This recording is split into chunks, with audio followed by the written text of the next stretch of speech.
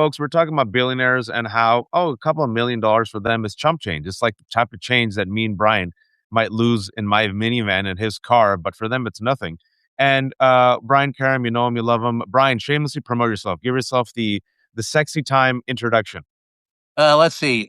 Brian Karem at Brian J. Karem at Reporter's Notebook on Substack, the Just Ask the Question podcast, wherever fine podcasts are sold, and written 5 years ago. And I think I'm going to register myself as a prophet, Free the Press, the book in its third printing that outlines everything we're going through right now. And of course, Salon, every Friday in Salon. And So, folks, Brian also is a nerd Avenger. You must have seen us when we used to do those weekly on Mary Trump's channel, which is now thriving. And you folks, we're talking about Bezos and billionaires and the deliberate capture and the word I'm going to use, murder of the free press. And I'll go you one better. I'll say democracy doesn't die in darkness. It dies in the light of the C-suite as it puts the gun to its own head, pulls the trigger, lulled into the belief by the government that pulling the trigger will mean greater profits. And my Cliff Notes version of that is what we've been saying on Democracy-ish and with Brian and with Mary Trump is if you're a student of history, you have seen that corporations, industrialists, the elite of that age, whether it's in Italy or Germany, always lay the red carpet out for fascism.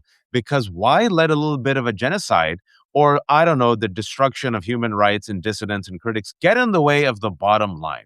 And what we have seen, Brian, and I want to first take the DeLorean back, I don't know, 1 year before we talk about what happened today, the bloodbath at Washington Post, as Washington Post laid off a third of its staff, literally people who are covering war zones in the middle of the war zone found out, oh, by the way, your services aren't needed. The entire Middle East staff that won a Pulitzer for talking about Gaza's genocide, gone. A sports section, gone. Book section, Stop gone. right there. Stop right there. If he did two things that shows you that he's not about saving the Washington Post, but killing it. He got rid of its flagship podcast, which is the future and is where you can bring in some money. And number two, he canceled the sports section. Washington, D.C. is a huge sports town. You're not trying to make more profits. You're trying to close this sucker. You're trying to shut it down. His motives are laid bare. He does not, and this is what kills me, because, I started talking about George Foster Kane, well, I'll even go back to reality. Barry Bingham. When I was at the Courier Journal, I want to make sure I get this right because I actually quoted it. Dun, dun, dun, dun, dun, dun, dun, dun, dun. Oh, well. The death of journal. Oh, here it is. I have always regarded the newspapers owned by me as a public trust and have endeavored so to conduct them as to render the greatest public service. There is no, and this was a rich guy, Yep. but he felt a connection to his community. Jeff Bezos doesn't give a damn. Doesn't He care. doesn't, and you know what? If what the Epstein files are showing us more than anything else is that those people live and play in their own playland where they think Right. rules don't matter to them, and the rest of us can go fuck ourselves. And Excuse my further, foul language. no, and he also let go of Caroline Donovan, the reporter who covers Amazon, the Oh, primary source of yeah, there you go. and then also, folks, I want to quote some folks. Here's executive editor Marty Byrne, former executive editor of Washington Post. This ranks among the darkest days in the history of one of the world's greatest news organizations. The Washington Post's ambitions will be sharply diminished. Its talented and brave staff will be further depleted, and the public will be denied the ground level, fact-based reporting in our communities around the world than it has ever needed before. But we already saw signs of this in the past year. Let's remember, and this is thanks to NPR, and they did a nice little recap, that a year ago, Bezos's run Washington Post decided to kill their endorsement in the fall of 2024 of Kamala Harris for president. Interesting. That choice, of course, led to a complete exodus of thousands of subscribers, but Jeffrey Bezos didn't care. And then furthermore, let's remember that they have completely rehauled their opinion section, got rid of our friend Karen Attia, among others, and decided we're only going to talk about markets and personal liberties. That got a whole bunch of other people, right? They retained all these Trumpers, Brian. Furthermore, what they did is Anne Telnaeus, the Pulitzer Prize-winning cartoonist, if you recall, in her entire storied history, she never had a single cartoon ever, if you will, called back or censored. Then she had this cartoon of a whole bunch of these broligarchs giving bags of money at the feet of Donald Trump. And they said, "And sorry, that's too much." So then she resigned. That cartoon, of course, went viral. But as this is happening over the weekend, the timing is just exquisite.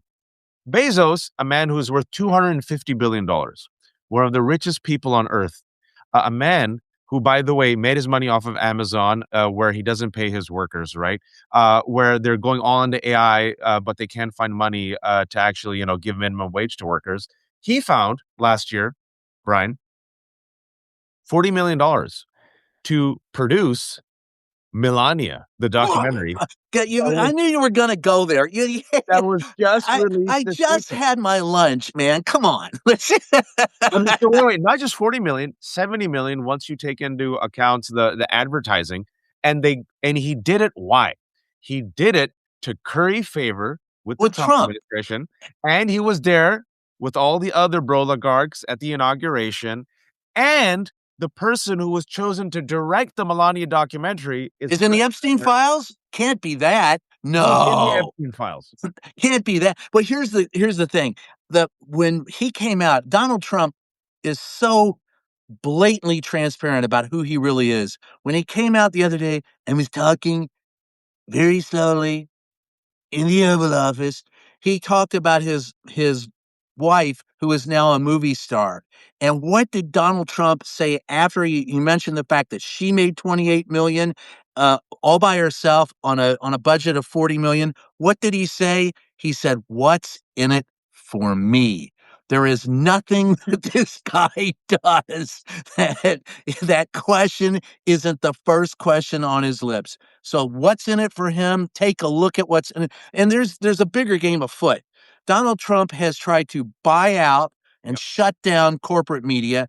And as we see with Georgia Fort in Minneapolis, he's trying to shut down the independent media by threatening them. Because if you're an independent reporter, you can't afford, libel insurance. You usually can't afford a real expensive attorney. So he's going to bleach. He doesn't care if they go to jail. He cares that they produce a copy that he doesn't like, and he's trying to end that. And the end game of all this we've seen is already on the wall. And you can, if you just read what he's actually doing, the actions in Minneapolis, there are maybe 100,000 illegal immigrants, maybe in Minnesota. How many? There's 1.6 million, I think, in Texas, maybe a million in Florida. You don't see ICE there. This is intimidation. And it was, of course, Bannon who came out this weekend and said, "We will surround the polls Yep. with ICE." Now, if there's no one there from the press to record this, if we are dissuaded and intimidated into not covering this, how do we know? That's the end game. Donald Trump's end game is to suppress the vote, and he will do it by And look, and this is, I've said it before. Democracy really doesn't die in darkness. It dies in full daylight with us pointing a gun to our own head because we can't see the forest from the trees. This is not a political, this is anti the American Constitution. I have my differences with Republicans. I have differences with Democrats, the real ones. But these people that have gone this far, no, they simply refuse to believe the facts that are before them. And if you can disappear the media, you can call every fact into question, and that's how you destroy a democracy. If we don't have vetted factual information. End of rant. Sorry, that's my. No, it's a lot there. But in the 1984, George Orwell warned, "Those who control the past control the present, and those who control the present control the past, and those who control the past control the future." And the final, most essential command of the party was, "Don't believe the evidence of your eyes and ears." And Steve Bannon, 10 years ago, to your point, said the media is the enemy. Forget the Democrats. Use the media. And what we found out from the Epstein files is Epstein, about 14, 15 years ago, got very interested in what? Right-wing media, 4chan, online gaming systems. What did Steve Bannon and the right wing use to try to promote disinformation and conspiracy theories? Right-wing media, video games, the brosphere, right? Who took over and captured these once trusted sources of independent communities, right? People who came out grassroots, talked about BLM and Me Too in the Arab Spring. Twitter. Who took over Twitter? Elon Musk. Who took over CBS Paramount? David Ellison. Who took over TikTok? Larry Ellison. Who took over Washington Post? Jeff Bezos, who's taken over. Well, has Well, to your point, when I first started, look, 43, I'm an official old fart. I got the card in the mail the we're other both day. old. Yeah, 43 years I've been covering this crap, and never have I seen anything like this. But the point of pointing out how it's changed over those 43 years. When I first got into this business, 80% of what you see, read, or hear was operated and owned by about 2 dozen companies. Today, 4 companies I own or thought it operate. was five. Yeah, well, Uh, 4 actually with the merger. no, Yeah, that's so, all right, or if you wanna say 5, 90, more than 90% of what you see, read, or hear. And at the same time, there were twice the number of people on the map today in the United States than on the day that I was born, and less than half the number of reporters. The population has grown, the reporting population has shrunk, owned by fewer people, and the information that you need, you do not get. So that's, and they always complain, well, the old ways don't work. Well, the old ways don't work. And you know why? Because the government killed it, beginning with Ronald Reagan, getting rid of the guardrails that made sure that you didn't have multiple ownership. You had the fairness doctrine. You had everything that kept journalism in its place and built good journalism product has been destroyed. And I mean, and here's my conspiracy theory about that. I will entertain the conspiracy that if you look at what has happened in journalism in the late 60s, there was never been a golden age of journalism. But once you had CBS, right? Who Edward R. Murrow, who went after, or uh, yeah, and then you had Walter Cronkite and 60 Minutes, all of them very tough, very good on government. And what happened in the 60s as well? The Pentagon Papers right. and Watergate. Every newspaper, every television service that provided that information has been targeted for the last 50 years Yep. for extinction, and Donald Trump has helped to do it. He drove a stake through the heart of an already injured body, injured by 50 years of incompetence in the executive branch in dealing with free speech, I wouldn't even say incompetence. I would say very deliberate, intentional. which is incompetence. Because if you claim you're there for the Constitution, this is not about the No, they didn't care Constitution. about it. I mean, I'm glad you went there because, well, let's keep the DeLorean there and connect the dots because a lot of people don't know this. They think, it's just the greedy billionaires. Yes, but there's also been a marriage between these greedy billionaires and the right wing. Absolutely. Well, And can you tell him about Roger Ailes and what he said about Nixon specifically? If that Well, Nixon, Roger Ailes tried to start it when Roger Ailes, and it was, by the way, Nixon who discovered and promoted Roger Ailes, and they tried to create their own network back then and could not do it. And he said if he could create a network, he could drive opinion in the right direction, meaning the direction he wanted to drive it in. So Fox News, when he took over Fox News, that's what happened. But I got news for you. Every president has been complicit in this, some absolutely, less than others. But it was Ronald Reagan that started it out. It was George Bush and the Patriot Act, which, by the way, was created by legislation that had been trashed by the Congress until 9/11, and they had to react quickly. So they brought out bad legislation that further destroyed. And then I will go with DHS, creation of DHS, the creation of ICE, yes, and also the Patriot Act, all done in 2003. yes, and thanks. And it has helped to destroy my chosen profession, and it hurts because and today watching what they're doing to the Washington Post, to me, I remember, I remember when the press made a difference. And what brought it home about how ineffective we are was yesterday in the Oval when Donald Trump called on Caitlin Collins Oh yeah. and would not answer the question that she asked about the Epstein files, had been saying we need to move on for a long time, and then told her that her organization should be ashamed of her Yep. and that she didn't smile. Now, I don't know what kind of asshole would smile when asking about child abuse victims from pedophiles, but that's not the point. The point is that after she asked the question, not one reporter in that room stood up to defend her. And I don't mean by saying, oh, you shouldn't do that to a female reporter. Helen Thomas was my mentor. Helen said, I'm not a female reporter, I'm a reporter. What I mean is what Helen also preached. ask the damn question. So when she asked that question yesterday in the Oval Office, and not one reporter backed her up by asking that question again until it got answered, shows you the depths of despair that I have for my profession. Because even in the first Donald Trump administration, we followed up each other, not often, but we did. Most of the people there are gone. There's no Helen Thomases, there's no Sam Donaldsons, and what's left in there are nothing but sycophants, morons, and propagandists, I'm with glad you very mentioned few that exceptions. because Bill Madden on Twitter said not one White House correspondent had the courage to come to the defense of Caitlin Collins after the pedophile president attacked her for asking a legitimate question about the I victim. said the same thing, yeah. Not one. And then earlier today, I don't know if you saw with Megyn Kelly, who, by the way, defended this by referring to these men as, oh, just going for barely legal girls. She was in a conversation with Batya Ungar-Sargon. Go check it out.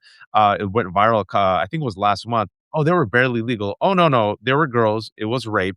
And then yesterday on CNN, Batya, who also works for News Nation and also is insanely pro-Israel and pro-Trump, said, let's just get over it. Let's just move on. Let's move on from this. This was Isn't that's not, they get their talking point. You got to give the right this.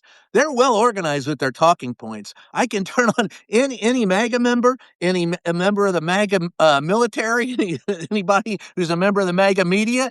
They will come out and they will sound exactly alike every single damn time. well, to that point, JD Vance earlier today, when asked by Megyn Kelly about Caitlin Collins, why does she always have to be so antagonistic? Have some fun. You can't always take yourself too seriously. You're going to have a heart attack. She was asking about the girls who were raped by. I'm adding that to my column.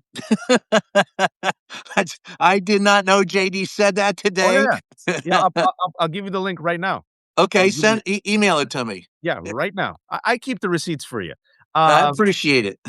this is, I mean, and also what I want to say, folks, and before I forget, so Bezos is worth $250 billion, one of the wealthiest people on earth, makes his money through Amazon, which doesn't pay its workers, terrible conditions. And this is a lot about labor too, about workers. These are employees. These are people. This is why you need unions. And by the way, speaking about the 50-year war on press by the right wing, 50-year war on unions, on laborers for moments like this. Yes. People forget. People in the media, they're workers. I mean, they're just average Jose's and Janes who And get that started with Ronald Reagan as well. When Ronald Reagan fired the PATCO, the air traffic controllers, that was when all of this fight against the union really gained a lot of momentum.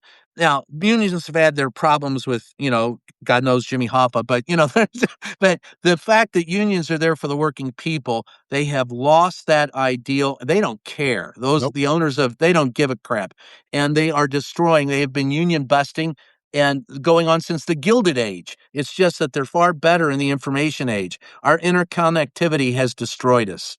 And also, I want to show you this.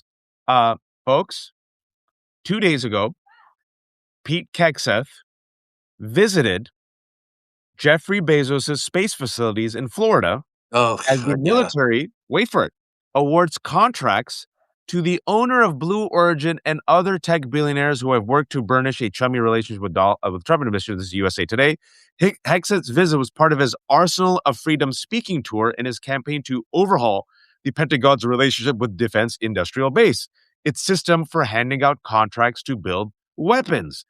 Bezos' Blue Origin has become famous for offering pay-to-ride trips to space for ultra-wealthy customers, but the company has also received billions of dollars in defense contracts to build high-tech projects such as nuclear-powered spacecraft, communication technology that uses space lasers, and a processing facility for satellites.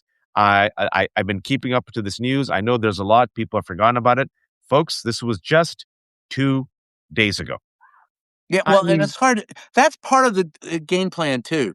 Donald Trump floods, just wants to flood the streets with bullshit of his making, so you don't look at the real news that's going on, and that's unfortunate, and of course detrimental to all of us. And I don't know that it's going to get any better if you don't have any journalists out there. What you have are the sycophants parroting. I mean, I just picked up what you said. Have some fun. yep. The vice president of the United States, comes across as the kid who was always picked last for kickball. I just he's horrible, and I'll tell you who else who comes across that way is Elon Musk. They didn't even want him on Epstein Island. Yeah, He they're like, what could a freak. they're going, "Hey, we're freaky," but then there's this guy. Let's I'm, folks. If it seems like I'm doing the two things at once, because we have a fantastic journalist. I don't know if you know her. She does great work. Kim Kelly. Kim Kelly does fantastic work. She's a labor journalist, and she's been talking about the attack on labor for the past 50 years. She wrote a great book, and she's been writing a lot about what Bezos did. So I want to bring her on. But before I do, and I'm going to try to find her because she said she messaged me, so I'll bring her on. I just have to find her handle. Talk to us about what you've seen in the past 5 years, or either even the past year, and with the information that I've given you, with the deliberate capture of media by billionaires. Well, what we've seen is a lack of information, more obfuscation, less transparency. They are able to ghost you much easier in government because they know they don't need you anymore. They have their own sycophants who will run point for them. This is actually, when you look at it historically, Waj, this is taking journalism back to the age of Andrew Jackson or to the age of Well, what happened then during those times? each candidate would have their own newspaper, or it wasn't really a news, they were flyers, right? Pamphleteers who would write stories that basically would say great things about the person that they represented and say mean, nasty, illegal, unethical, unsubstantiated things about those opposed to them. So that had changed over the years as journalists became more professional and as we took advertising and as we were able to make sure that we weren't the slaves to the politicians. We instead became the slaves to our advertisers, who then were bought by the politicians. So it's been a long game to recapture the ability to control the media, and they have landed. They've made the landing. Folks, Kim Kelly just joined us because Kim is a fantastic labor journalist. She's written a fantastic book, which I will have her shamelessly promote. She's, according to her Blue Sky, I like this, big on metal, workers, tattoos, coal places, and Philly. Do no harm, take no shit. She was a guest on the Left Oak way back in the day. She knows this inside and out. And I followed some of her takes on this. And I said, Kim, last second, I'm pissed off. I'm sick. I'm in bed. I want to rail on the billionaires and them shitting on these workers and media. She goes, I'm in. Kim, I don't know if you know Brian. Brian's been in this game for four Pleasure. decades. White House reporter. He's been warning.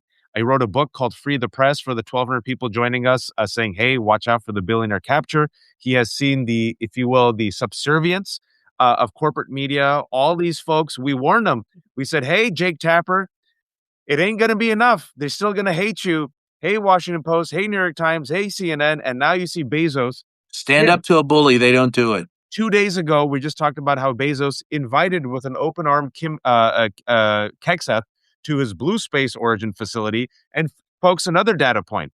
This dude last year spent $50 million on his wedding in Italy, and all the elites came to his $50 million wedding. But he can't find $50 million, Kim, for a third of the Washington Post, the workers who are now laid off. And you have a good point about this. You said this, and it really triggered something in me. These folks are labor. They're media. They're workers. Like, they have no protections. Wait a minute, time out. For you said you're sick and you're in bed. You keep the Millennium Falcon in bed with you? No, I was in. This is not my bed. I actually Okay. have one bed. Kim, your I take on just what? had to ask that. It came to mind. Gosh, wow, $15 million. I wonder what the 50, no, payroll 50, looked 50. like. 50. Oh, my Jesus, Mary and Joseph. It's so gross. You know, we used to have oligarchs and billionaires and these sort of obscenely wealthy people, and they would fund the arts and endow universities and create libraries and do give away their money because they're afraid of going to hell. And now these freaks don't have the fear of God in them anymore, and they think that they won. They think they won the class war, and I mean, Well, they they, haven't they won, remind me of but they remind me of the old. I mean, either the old Roman gods or Sodom and Gomorrah. I mean, what they're doing on Epstein Island. No rules apply to me. No rules apply to me. Oh, well, Kim, that's what it is. Like no regulation, no accountability. And we sat here, not we, not you, not me, not Brian, not the people who are watching. Thank you all for tuning in. But America sat there and said, you know what? Maybe it'd be fine if a billionaire took over Twitter. Maybe it'd be fine if one of the wealthiest people in the world took over Washington Post. What could go wrong? They'd streamline it.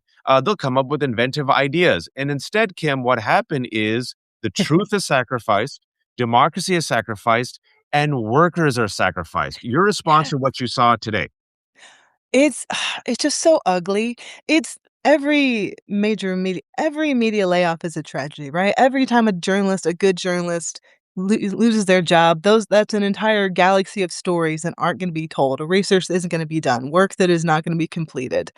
And seeing it happen at a place like the Washington Post that is, for all its faults, it does very, very, very, very important work. There are so many good principled, brilliant reporters and editors and media workers that have been part of that publication for a long time, up to including today before they got the axe.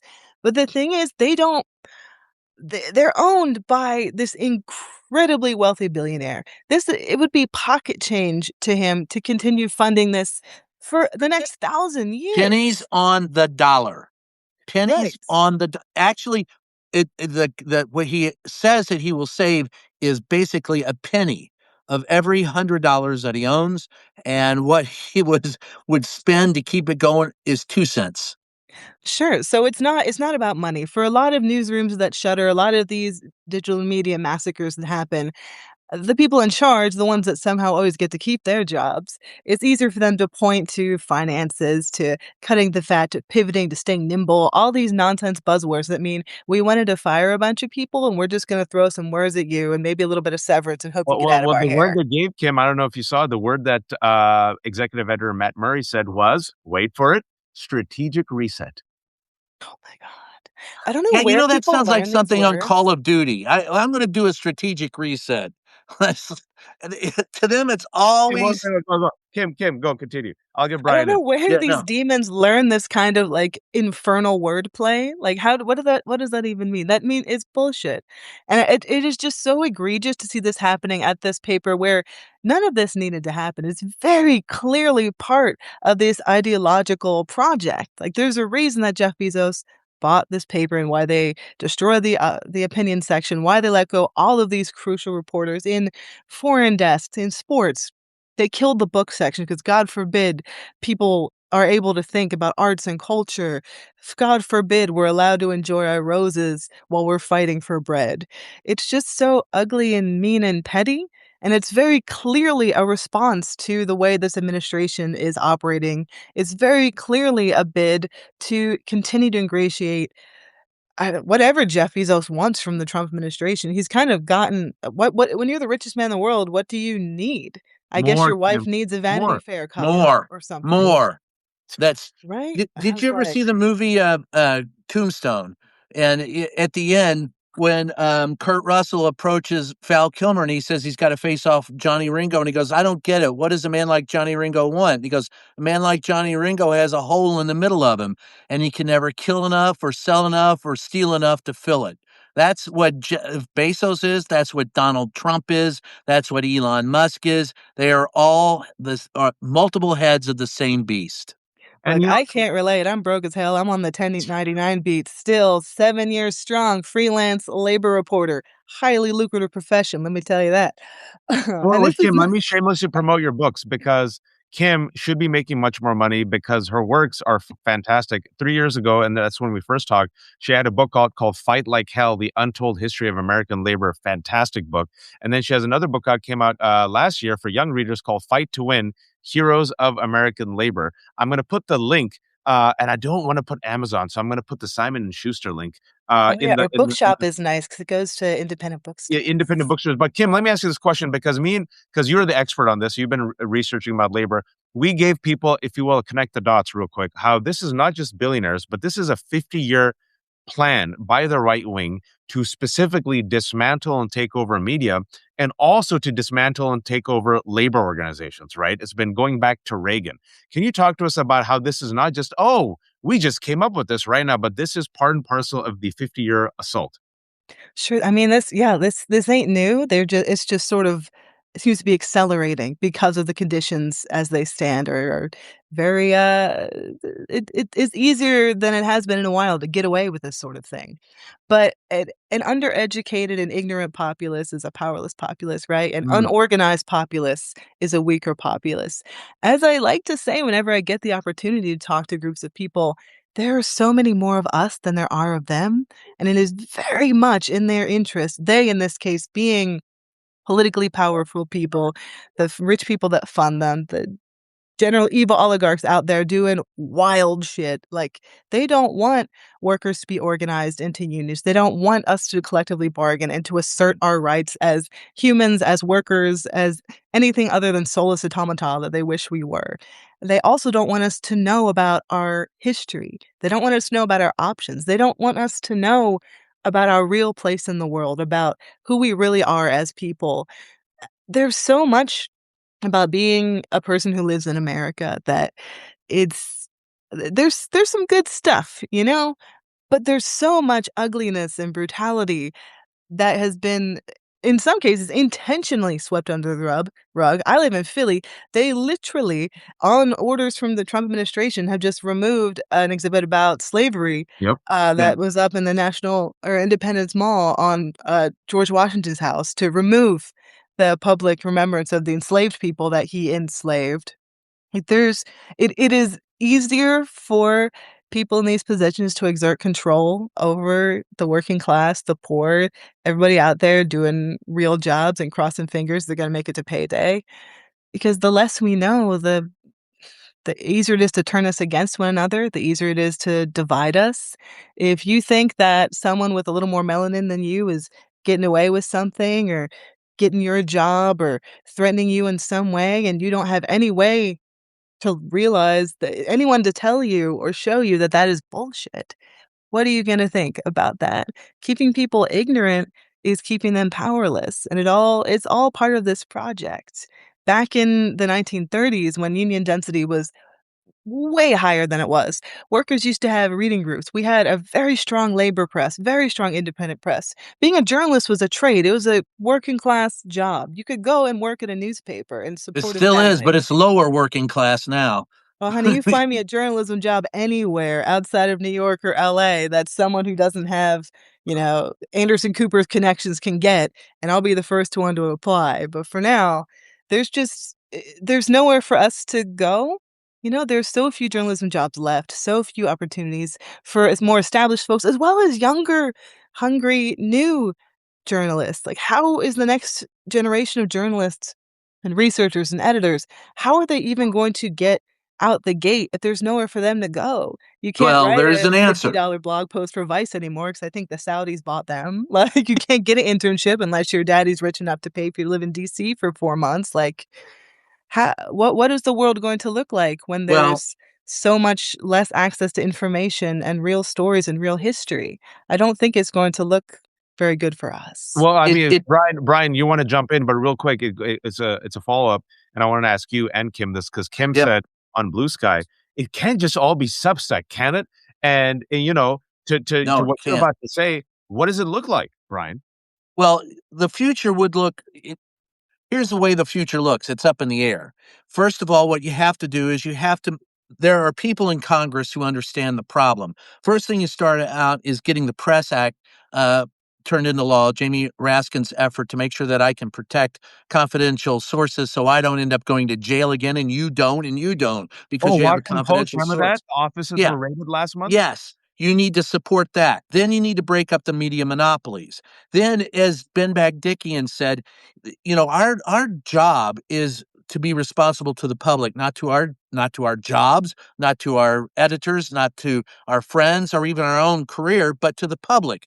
We need to reinstill that, and we do that by breaking up the media monopolies, and has been Bagdickian said, diversifying ownership of media.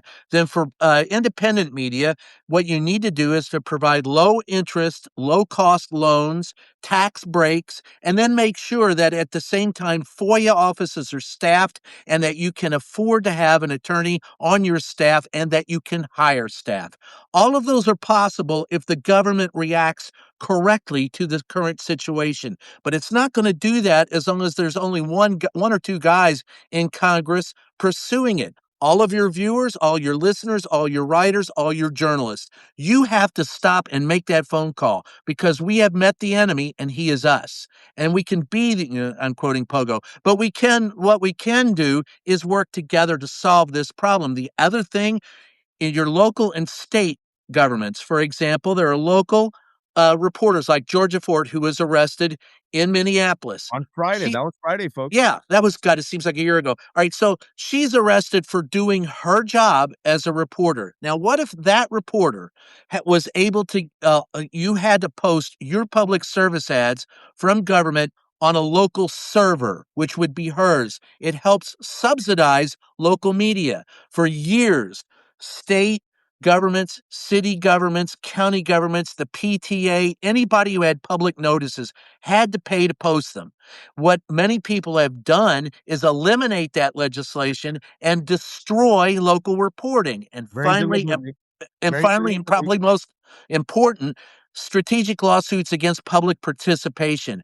We've got to have stronger laws against that. This is what Donald Trump did with CBS.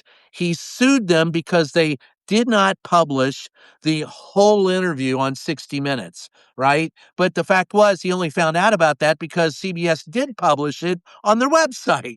So it was published. This would have been a frivolous lawsuit anywhere else on the planet. But at the time he sued CBS, they were trying to buy Paramount, remember? And they had to have the government okay for that. So they settled with Donnie. That's a strategic lawsuit against public participation. Those slap suits need to be reinforced, and we need government intervention to do it. Those things are possible. Otherwise, you're not going to be able to do it on your own because there's way too much going on in the world for any one person to do it. True journalism is a collaborative effort. It needs editors, it needs photographers, it needs reporters, it needs illustrators, and it definitely needs a copy editor. Let me respond to that and give it to you, Kim. Three things you mentioned. A lot you mentioned there, but Brian. But first and foremost, I think is very important is that local news is the bulwark. Local news stations, local. It's the heart of journalism. And for the past 10 years, there's been a deliberate, systematic destruction and annihilation of local journalism and local For 40 outlets. years. Sinclair, For 40 years. Gannett. Yeah, Gannett has turned most television stations into ghosts and has destroyed every newspaper it ever took over. The Courier Journal and Louisville Times, one of the leading papers in the country for years, Gannett bought it, closed. They had bureaus in D.C., bureaus in several cities in Kentucky, bureaus overseas, closed them all down. Closed everything down in the state government. Today, a newspaper that used to have 300,000 circulation has a circulation of, I don't know, maybe 15, 20,000. You could get enough money in your Sunday plated collection to buy the damn thing. And also, as Kim was saying, Sinclair is completely in bed with the Trump organization. iHeartRadio is the same. iHeartRadio, and they're the ones who bent the knee and forced ABC to say, "Oh, Brendan Carr, the FCC chair, has came out publicly and straight up threatened Disney and Sinclair. Okay, let's bend the knee and we're going to take off Kimmel off our stations." ABC's like, shit, we can't survive without the local stations. Sorry, Kimmel, you're gone. But what happened, Kim, was for the next 2 or 3 days, people responded with their pocketbooks. And even though I have 800 kids, I said, F this, I'll cancel Disney Plus. And then Disney was like, oh, well, Kimmel, come on back. In fact, we'll give you a 1-year extension. So one is local news. Maybe we can bring this back by local news, local investment, local reporters, right? Second thing I want to ask you about, I want to do I said two more things. The complicity, Kim, that so many reporters had with people in power. When I was at CNN for a year as a contributor, I mentioned this earlier today with Danielle, I was in the green room and I saw how this operated. they're all buddies. They're all pals, Kim. It's one big club. They sleep with each other. They marry each other. Don't say that. There's a mental image I don't need. But you're right. You're They all right. party with each other. I mean, it's all part of the big club. And plus, also, you saw this type of softballing with right-wing media, right? The Scott Jennings is brought on, and you sit there Kid and you go, gloves. yeah, kids' gloves. It's the affirmative action for conservative white men, right? What will they say? So let's make sure David Brooks has a New York Times column. Let's make sure that Scott Jennings is there. It takes over. So the Overton window moves. And the third thing is maybe billionaires aren't our friends, Kim, and maybe we should tax the shit out of them. And maybe At a least. Democrat who wants to become president in 2026 should take on the oligarchy. Three things that Brian said that brought up top of my mind. Your response. Anything you want to add? I'll see. I'll try to go backwards. I was gonna flash my guillotine tattoo, but I don't know who else watching. It is No, no. 2026 now. Let's see it. Let's see it. Oh, I've got I've got The it. It's in figurative there guillotine tattoo. somewhere. Oh, I see it. I see it. That's dope. Yeehaw! My old ones. Wear your heart on your sleeve, right? Or something. And Donald Trump, he'll wear somebody else's heart on his sleeve.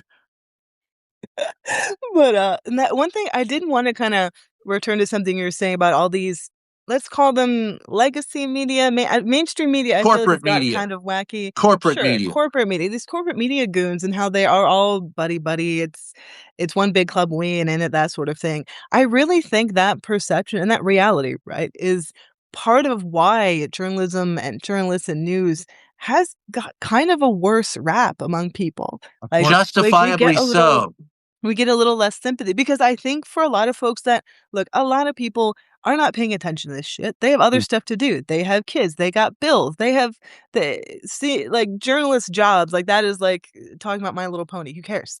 But when you talk about the news, the media, they think of the big TV faces. They're like, oh, that's a journalist, like the Salizas or Rachel Maddow or whatever, like Demon of the Day on Fox News.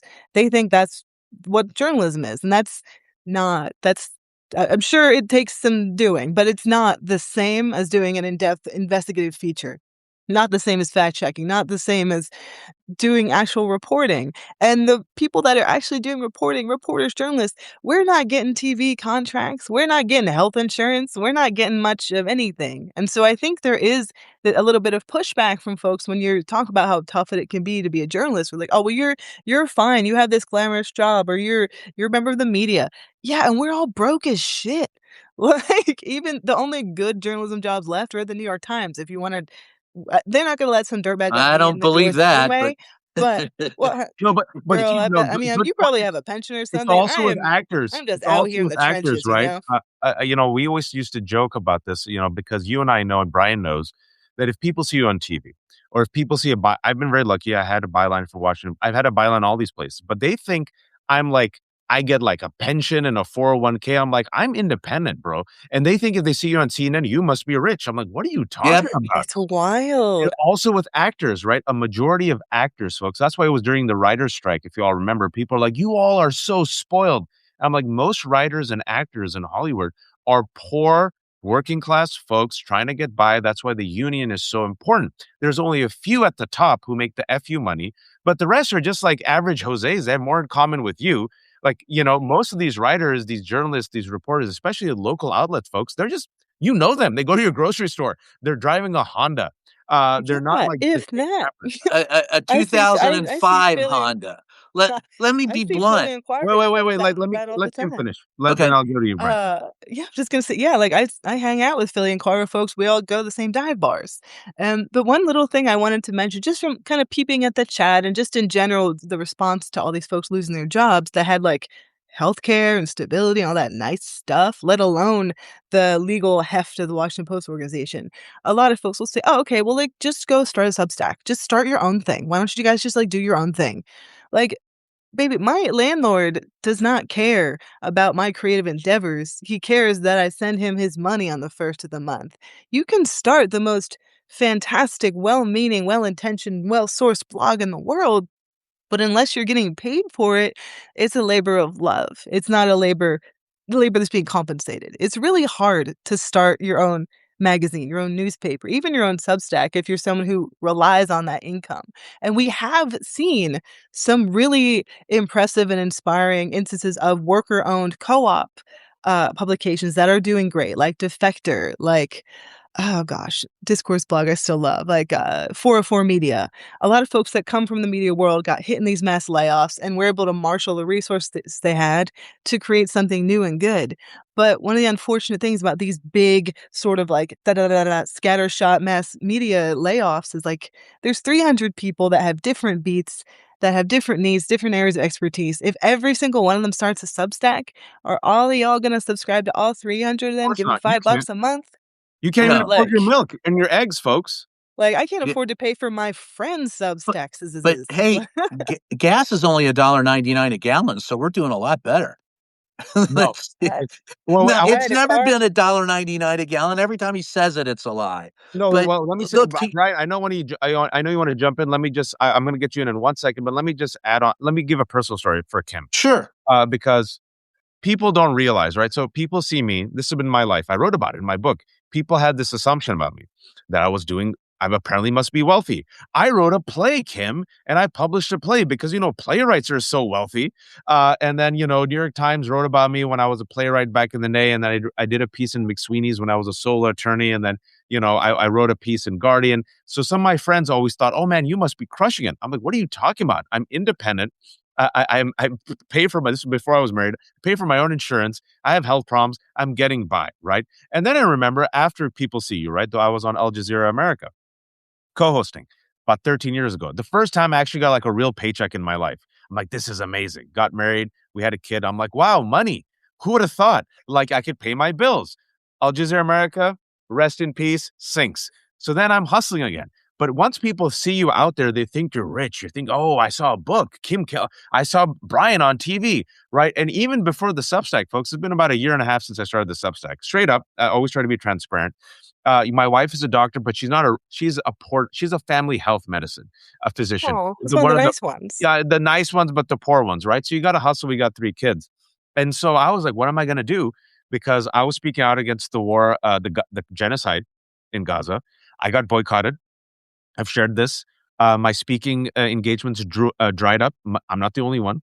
Corporate media no longer a fan of me because I was calling out corporate media complicity. I was using the F word, Kim and Brian, fascism. I was using the A word, authoritarianism. Just straight up, all the contracts were gone, right? And so I started Substack. I worked my butt off, and I just got lucky, Kim. I got lucky in that I just got to this point where I can kind of get by. Not rich, but I can pay my bills. Now you're saying, and this was a year and a half ago, Brian and Kim. Now you're saying in the past year and a half to 2 years, that was before people jumped in out of desperation, Kim. So now you have thousands of people in the past 2 years who just got laid off and are jumping into an already populated landscape where people, like you said, before things were even tougher, gave their money. Now prices are up due to the stupid trade war. And now the billionaires are openly telling us, don't worry, we're going to replace you anyway with AI. Sorry, I just wanted to throw that in there to make it personal. Brian, continue. Well, let's see. I got my first job in journalism as a professional journalist after leaving college in 1983. At the time, I was managing a pizza place making $25,000 a year. I took my first job in journalism for a third of that amount of money. Masochist. So my wife and I ate liver and onions every day or peanut butter and jelly and lived in a one-room apartment with a dog who liked to shit in the bathroom all the time. It was fun. I wouldn't trade it for anything. There has always been struggle in journalism. As H.L. Mencken said 100 years ago, there's never been any money in journalism. You used to be able to at least pay your bills.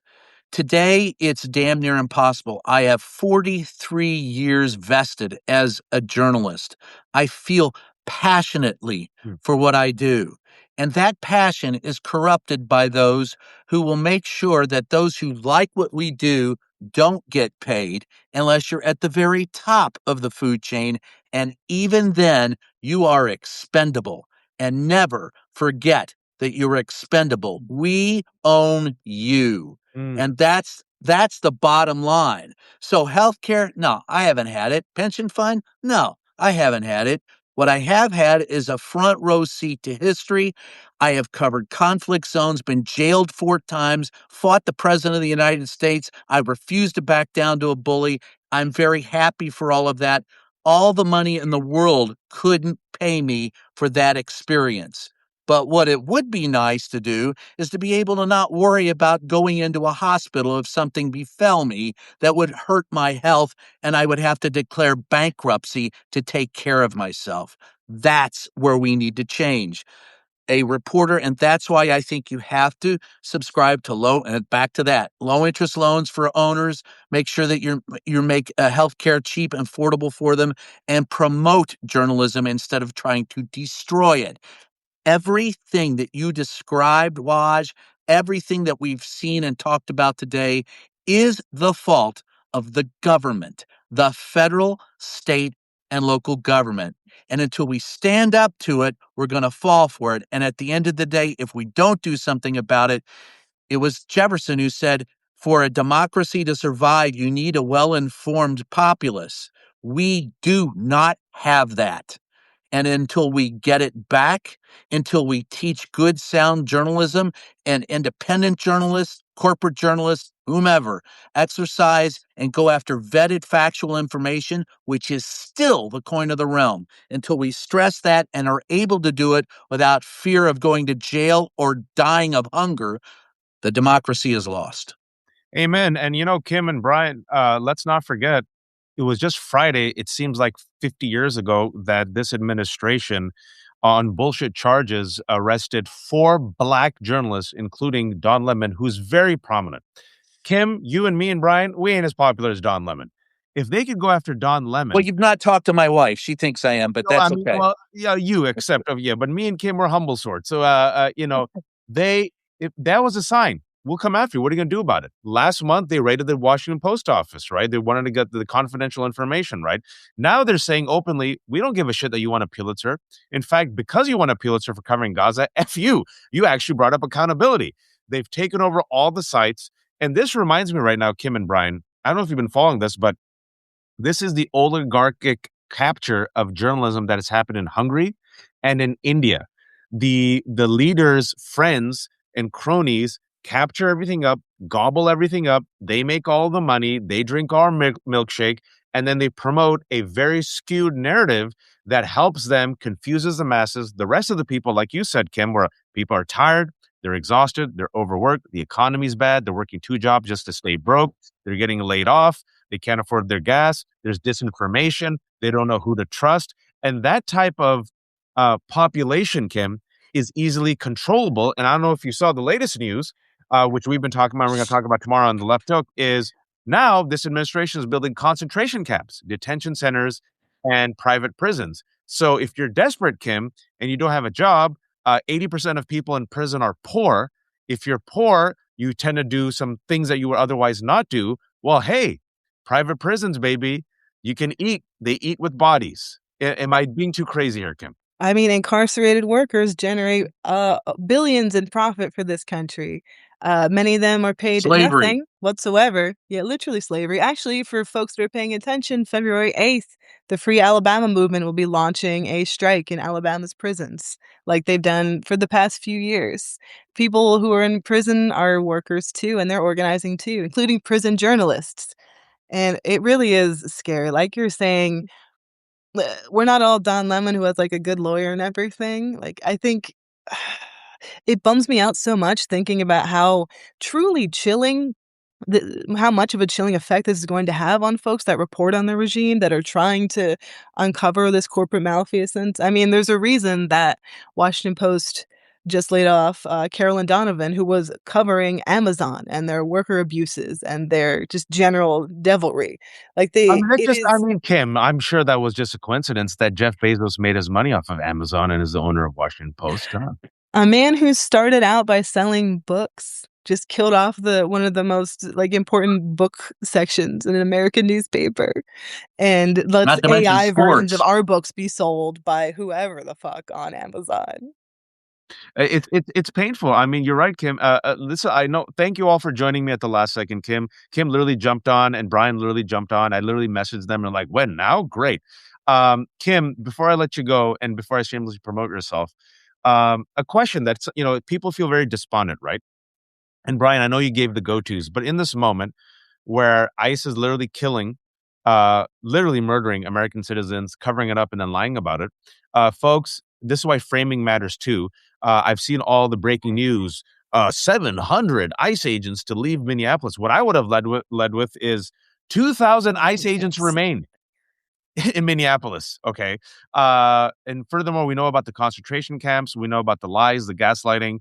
And now 300 excellent journalists from, despite his problems, Washington Post did great reporting, are gone. We're going to see more and more layoffs, folks. You know it. Elon Musk, you see other countries behaving how we should behave. They raided Musk's office yesterday because Twitter now, yeah, Twitter now is a hellscape, not just for Nazis and disinformation, but also pornography, child pornography. That's what's happening right now. And they have a summons for Elon Musk to come to France. I guarantee you he won't make it. But for the people who are on the streets, right? You mentioned the strikes. People on the streets. There's no King's rally. Grand Tifas are coming out on the streets. White grandpas are coming out against ICE. At this particular moment, can you make the case for people who are like, you know what should I care about media? What should I care about the actors? What should I care about the cultural workers? They're not like me. Why what happened on the Washington Post by billionaires is actually an attack on American labor and American democracy, and we should care. I mean, first of all those workers that got laid off were part of their union. They're union workers, part of the Washington Baltimore News Guild. Also, they're people just having a working as a reporter, as a journalist, like Brian was saying, it's a privilege, it's an incredible job to have. It's also a lot of fucking work. Not doing it for your health. You're doing it because you care about the truth and about the world and about the people around you. And we're not going to know about what's happening, what's being done by this regime, if there aren't people doing all that work, messing around with the record requests and filing the FOIAs and talking to sources and doing whatever the hell it is Ken Klippenstein does to get all of his crazy scoops. Like, you want to know what's happening because, okay, a bunch of journalists who you've never heard of lost their jobs, whatever. But that's part of a bigger picture. They're losing their jobs, but so are auto workers in Michigan, so are service workers around the country, so are however many hundreds of thousands of workers got doged. Like, it's coming for Amazon you workers, eventually. UPS workers, Amazon, literally, I think the Atlanta Oracle's workers. Journal-Constitution just had layoffs too. Like, it's coming for you. You don't have to care about me, my little labor reporting gig, and the fact that I work at my friend's dive bar on the weekends to make ends meet, and I have 2 books out. Like, okay, whatever, fuck me. But you should care about your neighbors and care about society, right? Like, we're in this together. That's why you see these massive worker actions, these massive strikes, these massive protests to call on the government to get ICE the fuck out of our communities. That's why you see no kings. That's why you see grandmas and Holocaust survivors and folks who survived the first round of so much of this nonsense coming out and fighting and bringing their grandkids. Like, we're in this together. We're stronger together. And you need to know what's going on so you can plan and so you can prepare and know how to help.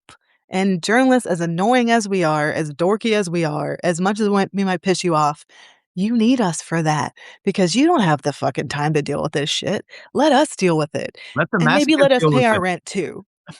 Let the masochists deal with it. And you said something that was on point, Kim. You said it, and I was leading you there. They'll come for you.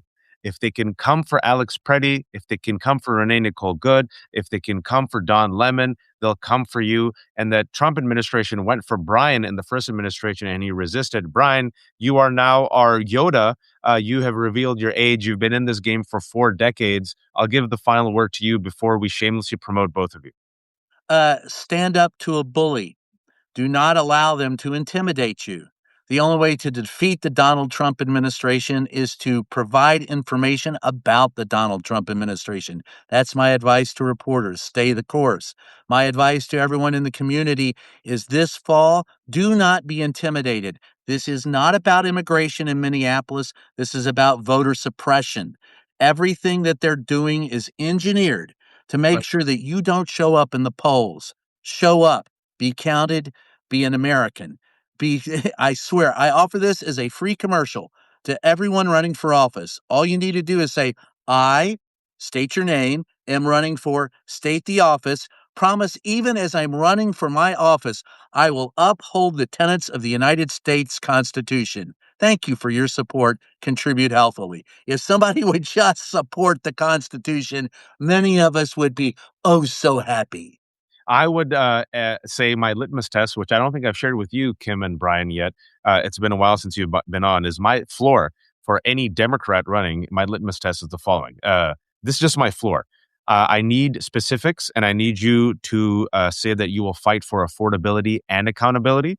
If you're not fighting for affordability and accountability and not giving me specifics, I know you won't change the system. I know you're in the pockets of the corporation. Number two, speaking about the corporations, I need you to take on the oligarchy. If you're unable to use the word oligarchy, I need you to tax the wealthy. If you're not willing to tax the billionaires, I know you're in their pockets, and I'm not going to support you. Number three, I need you to be against genocides and fascists abroad.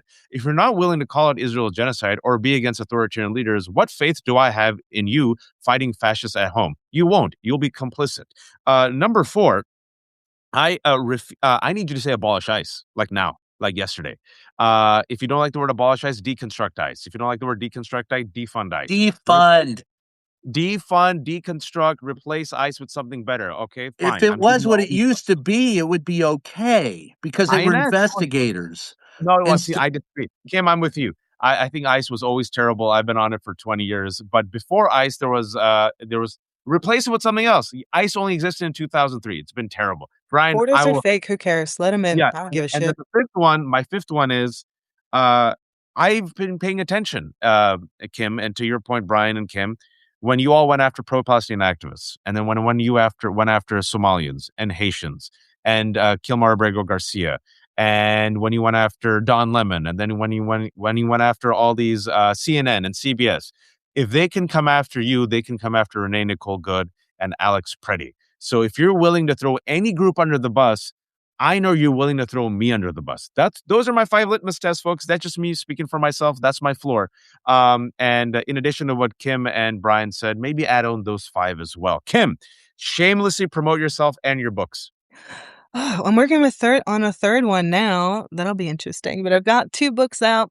Like you said, Fight Like Hell, the grown-up radical labor history book, and Fight to Win because they wouldn't let me swear, the kids version for ages about 8 to 14, depending how nerdy your kid is. And I'm a journalist. I write for In These Times and The Nation and The Baffler, Teen Vogue. For now, they kind of let me slide back Oh, that's in. good. And a bunch of other places. I'm freelance, right? So I'm a mercenary.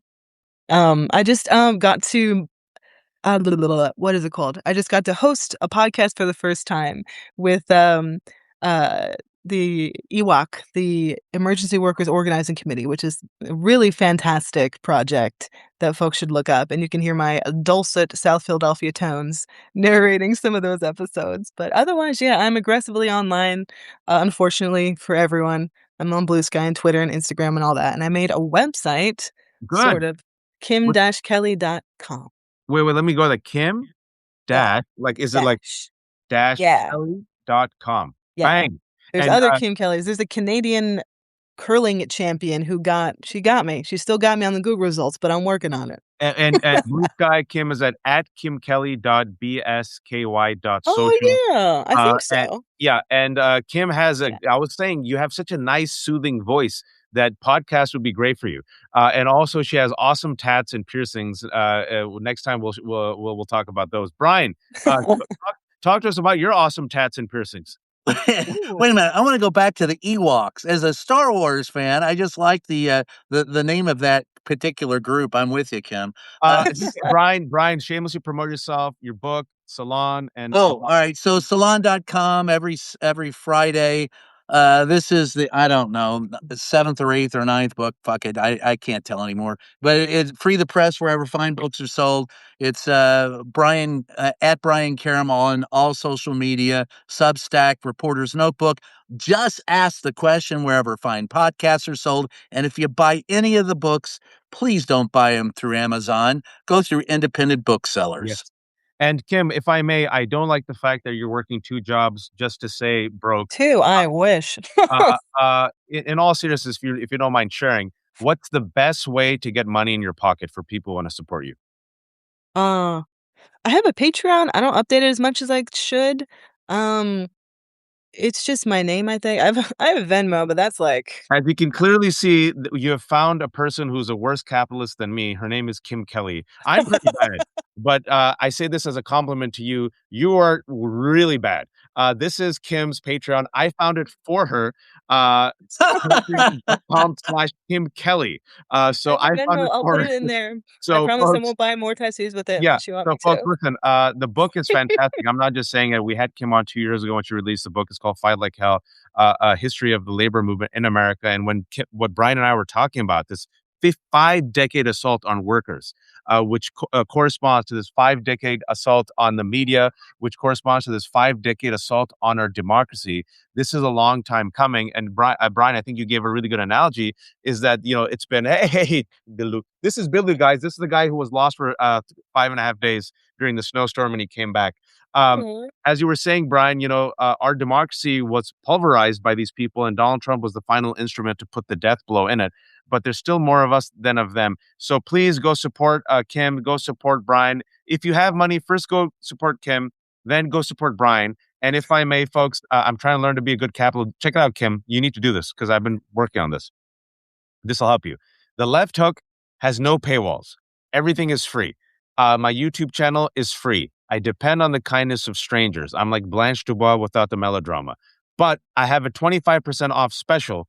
It is only $3.75 per month. If you want to support the Left Hook, I'm completely independent. I depend on you all. It's the lefthhook.substack.com/special. $3.75 a month. Kim, where is your Substack? People are asking. I made one, but I don't like doing it. I like working with editors and, like, fact checkers. I Oh just my like giving God. Oh assignments. my God. I love you. Yes. Yes. That's I my do too. preach to everyone. Everyone needs an editor. I agree. Folks, hey, listen, what Kim says, the reason why I was hesitant about the Left Hook, like Kim and Brian, I like working with the team. I like working with the editors. This is why, if you notice, I hope people care. I try my best with spelling and grammar. Once in a while, I make mistakes. My nerd subscribers say, "What?" I'm like, "Thank you." I try to hyperlink. In Substack, people just vomit shit out, Kim, like it's a diary. I try not to do that. Even the short ones, I try to always show you the facts and the homework. But this is where we're at, folks. So all I'm going to say is, Kim, is people will appreciate your nerdiness. Try your best. Don't let that stop you from getting on Substack because a lot of people, I think you have a wealth of information, and I think you will find people willing to pay for your wealth of information. I'm a really Especially, bad boss, even to myself. God, you're even worse than I am. I have to talk to you offline. Brian and Kim, thank you all. Thank you all for taking the time, folks. Please go bother Kim. She's on Substack. So what you should do right now, folks, anyone who subscribes to Left Hook and Brian, first subscribe to Brian and then subscribe to Kim. She's gonna get like 1,000 more followers, and then she's gonna be like, oh shit, I should do posts, and maybe people will pay. So do that, folks. Help her out. Help us help you, Kim. And thank you, Brian. Thank you, Kim, for the Wait a minute, got a question to ask. Yes, yes. What part of the world are you in, Kim? Me? Yes. Oh, I live in Philadelphia. Right now, I'm in Lancaster. My husband's at, like, a sustainable farm conference, and he's the one that I went at because he's locked out of the hotel room because We he will forgot his talk key. about a project offline that I would love to have you involved in. And folks, Yay. yeah, please do that, folks. Brian, what's your Substack, real quick? It's a reporter's notebook. Reporter's Notebook. Thank you all. Thank you for joining. I was a little bit under the weather, but there's 2,100 people Get watching. some rest, nosh, eat, you worry me. Come on. I'll drink some chai. And folks, this will be up later on our Substacks, and inshallah, Kim will be inspired to start her Substack. It's super easy, Kim. It'll take you 5 minutes. Just help And I me have to help you write get stuff money. for it. Help me help you get money. And folks, thank you all for watching. Be kind, take care of yourself, and please, oh please, don't be a fascist. Thank you, Brian. Thank you, Kim.